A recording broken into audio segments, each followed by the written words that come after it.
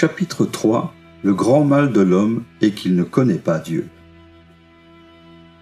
Car le fléau de l'ignorance submerge la terre entière, met en péril l'âme emprisonnée dans le corps et l'empêche d'entrer dans le havre du salut.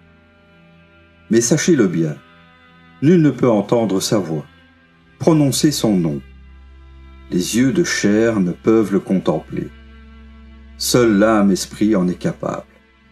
C'est pourquoi déchirez d'abord le vêtement que vous portez, tissu d'ignorance, cause du fléau, chaîne de corruption, prison ténébreuse, mort vivant, cadavre doté de sens, tombe que vous emportez partout avec vous.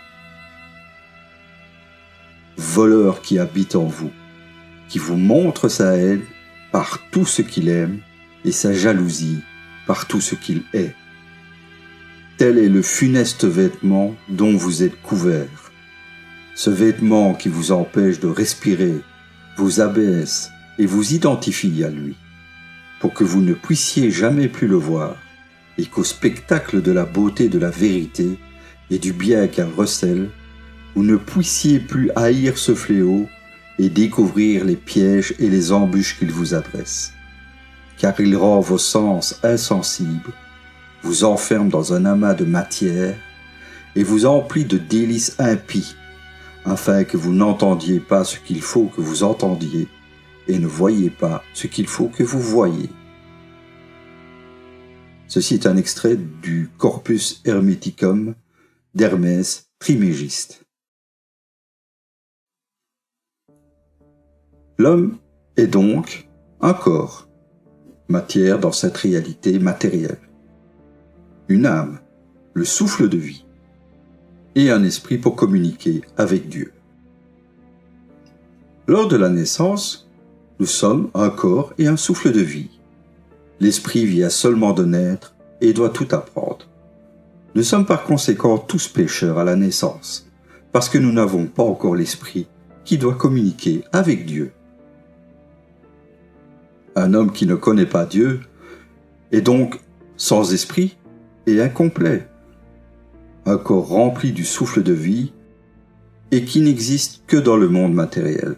Il est sans existence spirituelle et à la merci de l'ennemi, qui par ses supercheries avides et trompeuses, l'empêchera à tout prix de trouver Dieu. Car tout ce qui n'est pas de Dieu appartient à la bête. Cela signifie également, et c'est essentiel à la compréhension d'un autre élément relativement connu de tous, mais rarement compris, qu'un homme sans Dieu n'est pas un, mais seulement 2/3 d'une trinité incomplète. Et quelle est la valeur de 2/3 jusqu'à la 3e décimale ? 0,666. C'est ici qu'est la sagesse, que celui qui a de l'intelligence compte le nombre de la bête, car c'est un nombre d'hommes, et son nombre est 666. Apocalypse, chapitre 13, verset 18. Choisir Dieu n'est pas une option, mais la révélation du sens de notre expérience de vie. Ne pas faire de choix ou le remettre à plus tard, c'est demeurer dans la perdition et se retrancher des justes promis à l'éternité glorieuse auprès de notre Créateur. Notre Seigneur Jésus a dit « Je suis le chemin, la vérité et la vie.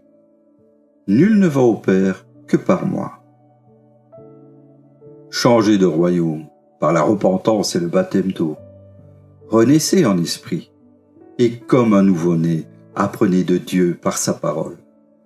Étudiez les évangiles et que, par la grâce de notre Seigneur Jésus, la Bible soit votre guide pour emprunter le chemin qui mène à la vie éternelle. Dieu t'a accordé la grâce d'être en vie aujourd'hui et t'a amené devant ceci. Demain ne t'appartient pas et tu n'as que jusqu'à ton dernier souffle pour consacrer ta vie à Dieu. Chaque seconde, 2 êtres humains décèdent et n'ont plus la possibilité de changer ce choix, car il appartient à l'homme de ne mourir qu'une fois. Ne méprisez pas la chance que Dieu vous laisse. Vous ne savez ni le jour, ni l'heure. Soyez abondamment bénis. Amen.